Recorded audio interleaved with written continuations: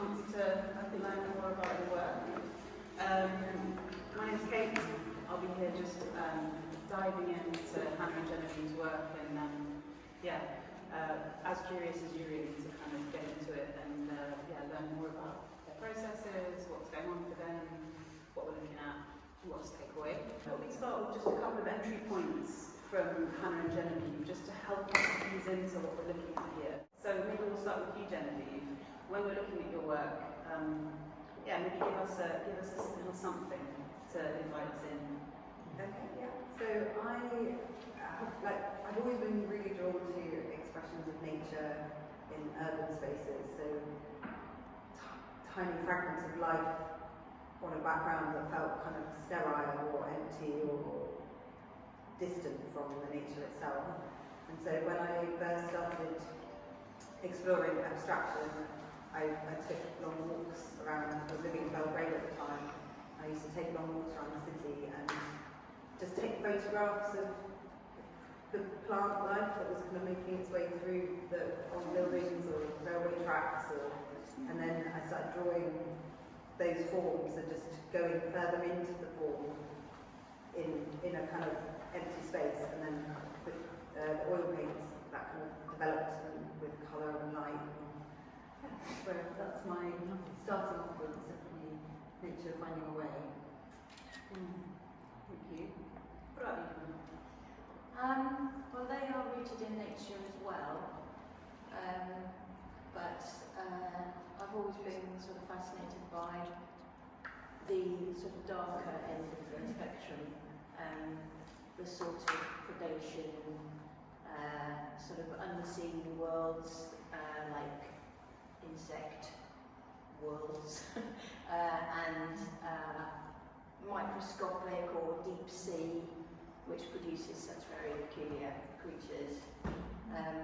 The red in tooth and claw kind of aspect of nature, but without any figuration or representation, so it is kind of abstract, but there are kind of obviously identifiable motifs in there. But they're not, they are sort of interior landscapes ultimately, but those are the feature points, I'd say. And with this coming together of both of your practices, can you tell us how that came about and what you feel the kind of opportunity is in that meeting, that dual show? So I think we met through Instagram initially, through our artwork, through the visual language that we both developed, and Hannah had done a series called Season of the Witch, which had a lot of this motif in it, these little kind of teeth, and the palette was like oranges, wasn't it? And I just was really drawn to Hannah's work immediately, even on a small scale. And then we ended up exhibiting together, didn't we? Yeah. At the other art fair, and then we've just stayed in touch because we realised we were local to one another. When I moved back to the UK, Hannah was in Bradford. We've been having conversations probably about like once or twice a month about our art. We kind of had this idea of a show, didn't we, last year? Yeah. To be honest, I wasn't, entirely sure how the work would work together.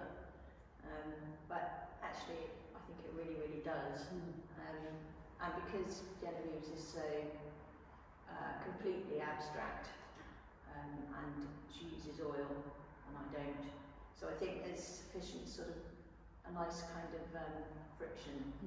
I want to talk a little bit about language, because we wouldn't need, if language were enough, we wouldn't need art, and we wouldn't need abstraction, we wouldn't need lots of things that paintings do. At the same time, I know that language is really important to you, your titling, and I'm really struck by the words that you use describing your work and also your titles. So yeah, just like, can we speak about language here in the relationship between titles and the work? And just, what's kind of alive for you with words at the moment? Yeah, I mean, I think the way, for me, the way language comes into the work is usually when I work, I've got an idea for the series, so I kind of think about So there's a series called Sensitive Chaos, which came from cloud forms and water patterns, and so I'll have that at the start of each painting as Sensitive Chaos, and then as I work, the painting will deliver a name. Like the words kind of come as I'm painting, because I don't know if I suppose everyone does, but there's a constant dialogue in my head. In the silence of painting, then my brain's just running wild with narrative, almost like a little play. But then other pieces, and particularly with this collection actually, the words came first. So Zenith and Nest and these two pieces over here, Sanctum 1 and 2, the words were there. Sanctum. Sanctum. Yeah, so the words were there before the pieces arrived, so I was trying to express a reaction to those words in the work. Yeah, so we talked about this a bit. Well, my titles always come afterwards, because especially with the way that I work, which is that I don't do any prep. So I go to the canvas and then it just comes like straight from paint onto the canvas. There's no drawing, there's no planning. So I can't really title them first because I don't know what I'm going to paint. So once they're done, there's usually a matter of a day or so where I sit back and a title will come to me. I used to just, I should say this, but I used to just, I had a couple of books that I adored, like, and I knew backwards and forwards. And I used to do a bit like that David Bowie thing, but I used to just put a pen on a word on the page. And it nearly always really sat with the work, but the whole chaos random thing is a big thing anyway. So I don't do that now, but this one particularly was a painting done very, very quickly because I had to get out of my studio. And I wanted to do a really big one while I could. So this whole piece was really, really, really instinctive. I mean, I just didn't have time to think about it, and it all came together very instinctively. And at the end of it, what with moving as well and a lot of other things going on, Mary Hell just seemed to really fit. I don't even remember where that came from, because it's not an expression I use, but it's a good one. Maybe it's one I used to use. It sounds quite old-fashioned, playing Mary Hell with things. So it just popped into my head and I thought, yeah, that's the one. You can always tell though when they really click, can't you? It's like you know when you're sort of forcing one to a painting just because you like it, it doesn't work. Yes, we had that conversation. So we're talking about pieces where you named it because you love the name, but it actually didn't suit the painting. And then you find one later where it really does suit it, and you think, well, I think everyone will remember. Can I change it? Yeah. Been there. Yeah. Yeah, brilliant. You started touching on it a little bit with kind of that you don't have a plan when you start. But I think when I'm looking at work, I always think, what's their process? Like, I'm really curious to know your process, and not necessarily just, what are the materials, but like any routines or rituals or things that happen for you in your space, and how you approach the work. Love to hear a bit more about the process. Okay. Yeah. Well, music's huge for me. So I used to be a music photographer for about 15 years, the heavier end of the spectrum, and that music has become my playlist when I work, and I do think you can kind of tell some of the motifs and stuff, because a lot of, certainly Scandinavian metal is very theatrical. There's lots of costume, lots of spiky leathery costumes, and a lot of just a lot of theatre. And in fact, it's what I thought, but I often think some of my paintings look almost more like tableau. Do you know what I mean? Rather than they're not exactly flat, but I just mean they kind of have that look of like a stage. Slightly staged maybe. This one feels quite cavernous. Like Yeah. It's not real, like you're going into something. But that music does play a big part, and I don't work without it. I have to have it in my ear. I mean, I could work without music, but it's not always that music, but there's always music. So I think that flow, and it allows me to kind of switch my brain on to a degree, because my whole painting process, the joy of it comes from not overthinking it. And as soon as I'm quiet, it all starts coming in. And then I'm a bit paralysed because I'm wondering if it's the right mark, blah, blah, blah. I want to get away from that because the good stuff happens when you're not analysing it too much. So that's my process really. Yeah. Well, that's really interesting because I think that's where we probably are at the opposite end. We both paint the same way, like intuitively. I don't think plan my canvases. But I know I have a very set language in terms of my brushwork, and because they're built up in layers, the first few layers I know are going to get hidden mostly, so they feel like a safe place to go into, but I have to work in silence. So I can have music when I'm doing prepping, because I love music and I've always been really connected to music, but if I have music on when I'm working, I start painting the music. And so I'm trying to avoid painting music. And it's fine. What is it about abstraction, flow, gesture? Yeah, I think when I did figurative work, I think it's grounding because it's an object, but there's something representational outside of you that it feels less risky in some ways to capture something that exists already.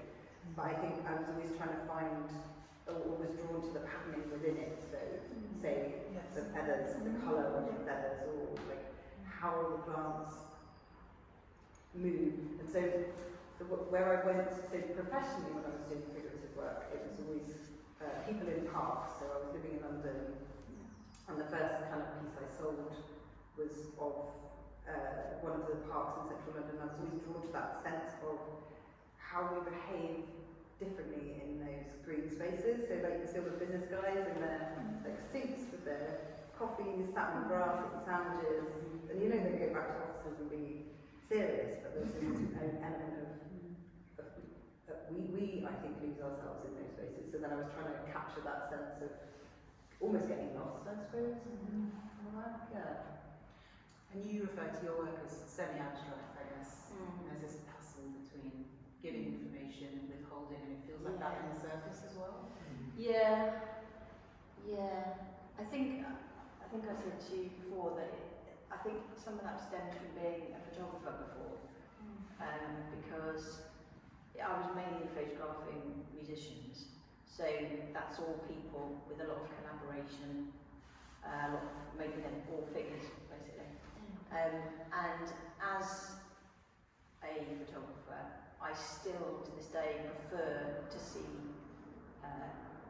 photographic images of people. I don't like figurative painting very much. It's not something that works for me. So I think I already knew when I picked up the paintbrush that I was going to steer well away from that. Also, I'm not technically trained in painting. I just picked it up. So I wasn't. It never occurred to me to go there because having been a photographer, painting to me, I wanted to be showing what you can't photograph. So they are kind of. They're not figurative, obviously, but yeah, there are identifiable motifs. But if I feel like I did kind of zoomorphic, whatever the term is, there were things that looked a bit like life forms, but they never looked human.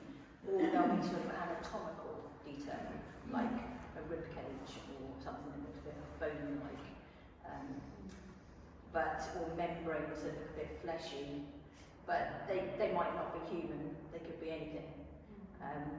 So it's hints of life and mortality, but not, I don't ever see me going the figurative route. And actually, I was thinking a little bit about both of your sort of reference fields and thinking about your interest in Zen and philosophy and sort of transcendence. Maybe you mentioned sort of the existential in your work, and I just wondered if we could explore that, the kind of conceptual realm a little bit that surrounds your works. Yeah. I mean, I suppose my reference or reverence for like Zen and Eastern philosophies comes from my mum, because she was a Maori teacher. And so we had like the Bhagavad Gita and all these books around, like actually particularly the Bhagavad Gita, which is more, not Zen, but it's this idea of stories and our, and like nature and the fact that all like human stories seem to connect to this. Lost my words. Like this, there are these central stories that come out all the time, and they feel like rhythms, they feel like echoes, and I feel like that's something I'm trying to explore constantly, and that's probably why I've got these like practiced movements in my work as well. They're like constant echoes, but each story is slightly different, and I think really with the spirituality and a kind of sense of I don't feel like I am a Zen person, because I just don't know, and I'm very grounded in materiality, and like I get confused and angry with things that Zen people I suppose wouldn't do. That's tapped in. So I suppose in my work what I'm trying to do is tap into that stuff and bring that out somehow, in a way that maybe I can't live it, because you know I'm living another life, real life, or not my life, from your perspective.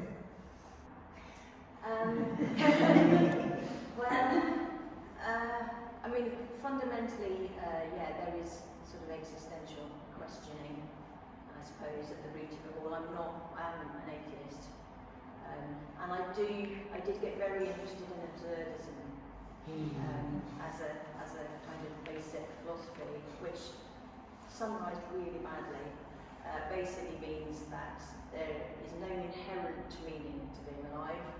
And that humanity's main miseries come from assuming that there is, or kind of trying to give it meaning in some epic way, instead of just living the life and being productive and giving it meaning through your own existence, so through what you do and how you enjoy the world around you.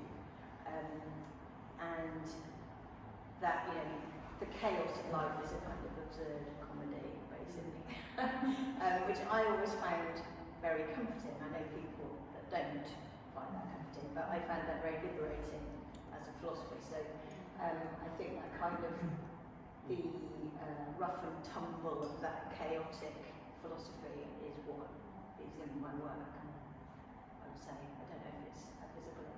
And then what interests me is those black circles. Yes. Sort of rupture that or sit they're on the surface, and they're like pauses in music. You're talking about music, they're kind of like silences. And black circles appear in all my work. They're a bit less obvious in threshold because they're not black, but they are there. But otherwise they are in all of them. Except the one I'm sitting next to. But as a general rule. And they are sort of pockets of otherness in the work. They're like a sort of rupture on the surface to a kind of negative space. And I was saying to Kate the other day that if I don't have one of those in the work somewhere, that it puts me completely off the work, like my rhythm's off. So I have to kind of have one there just as a sort of tipping point or a sort of break in the activity, especially as my works are quite busy. So it's like a sort of breathing space, but in a slightly creepy way, I guess, because I'm a big David Lynch fan, and I always think of those little pockets as, you know, something where there's something not quite right. But they could be anything. I mean, that's up to the viewer, but I think they work as a kind of break in the surface. It's another sort of observation, I guess. It's really interesting to hear about the music and the influence, because they feel so theatrical to me, and I was kind of wondering if you had any other influences, like you were saying about David Lynch, do you have any kind of literary influences or other kind of visual things that influence your work? It's literary, interestingly. When I did my degree, I had to do a whole thesis on kind of what I was working on. And a lot of the work that I read for that thesis still influences the work, but I don't know how much it would actually translate into what I actually paint. There's a lot of sex and death, George Bataille sort of stuff, but it's all there. A lot of Marquis de Sade, this is sounding good, there's a lot of very meaty texts, and I've kind of got earmarked, highlighted highlighted pages from that period that I have scattered about, and phrases and ideas from that are still big. Yeah. That's interesting because, well, you spoke about true crime, and that's how all of a sudden on the abject. Yeah. And beauty and horror, they're not so far apart, and they're present in nature. Would you ever show your work with music alongside it? We did have some music on. We did. We were talking about that yesterday. It's tricky, I think, because if I was doing like a show of where you only have to consider your own work, I have considered that, but I don't know, I worry that maybe it sort of hammers home a reading of the work to me, and I think I like viewers to sort of be able to do their own thing with it. I think if you put a particular kind of music over the top, it's like, well, this is, the sensibility for this work, and it might kind of alienate people. I'm not sure. It could be a playlist, people could like decide. Yeah, it's true. But Yeah, because we were talking about that, because it's funny with galleries, because there's obviously a lot of people find art and galleries intimidating, because it's silent, and often, these spaces are kind of echoey and there's not many people in. And so we have music on because actually that can break the tension a bit between the work and the viewer, but then it can, like you said, you don't want to create like a documentary for your artwork or force someone into a particular way of being with the work. Any more reflections, questions, observations? Sorry, I didn't see you. I was just going to ask about like the theme of like decay and like renewal and stuff like that, and wonder if like that's something that links with your guys' work. In terms of like decay and mushroom forms, that's definitely something that's featured in my work. That I did a piece once called deliquescence, and deliquescence is the word that describes how fruiting bodies disintegrate. It's like it's the liquefaction of form, and I think that was one where I'd call a million paintings that word, because I just think it's so gorgeous and so unusual and so relevant to my work. But that's quite interesting, because there is a sense, like you said, in yours of kind of the macabre or the decaying. Yeah, just kind of it's not necessarily imperfection, but I think it was probably watching too much Disney when I was younger, but nature always looked so perfect, like green velvet grass and sort of beautiful trees, and but reality is that there's often sort of slime or something smells bad or there's ants. Do you know what I mean? And it's like that sort of sense of the surface is hiding something slightly less pleasant, and often decay. Yeah. And that mushroom thing, that idea that the sort of, I'm half remembering things from the Sheldrake book, but things aren't one thing or another. Yeah. There's a sort of fluidity, and I can't think where they're between, but different life forms, right? Algae or fungi. But it, lichen and algae, but in both, it's a bit of an obvious point really, but there's a sort of lack of resolution or things not defined, a fluidity in both your works of things morphing from one form into another, which sort of feels like in the spirit of all this fungi talk, maybe. Yeah, that's really, I like that. That's really nice insight. Yeah, ill-defined, I like that.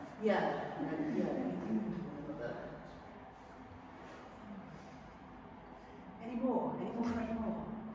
Things that haven't come up. Yes. I was just kind of wondering about the colours, because I don't think you mentioned it. Is there any particular reason why you use orange and blues? Yeah, it really comes from the light. So weirdly, I think when I was living in Serbia, one of the things I really loved was how when forms were illuminated by unnatural light, so this kind of street lights illuminating tree forms against a blue, like a deep blue sky, and I think that really came initially. That's where the light, for me, and it wasn't conscious, but that I realised afterwards that was what was informing my colour choices. To be honest, I'm not powered by a palette. You choose your colours. I do, and I literally kind of just, I'm walking back and forth to my paint table and just kind of doing this. It's not that considered, and when it goes on, if it's not quite right, I'll just put something else over it, rub it together, take it off until it's right. But I'm not really thinking about it at the palette table, so at the paint table. Yeah, we're opposite in that. Yeah, so it'll tell me when it's right. Yeah. So, and I do such a lot of rubbing off and putting on again, which is how you get this nice translucent bit. Yeah. There's also an energy that comes from like winning something back. Yeah. When you think you're constantly teaching on the edge of failure. Yeah. It's exhausting. That's constantly But yeah. just finish. Yeah. And again, it's the kind of chaos and control, like submitting yourself to something, you're like, Yeah. We're sort of running out of time. But if anyone has any urgent comments, other than just thank you and congratulations. Questions, though. Yeah, brilliant questions, really good conversation. Hope you enjoyed it. I loved it, and congratulations and thank you. Thank you.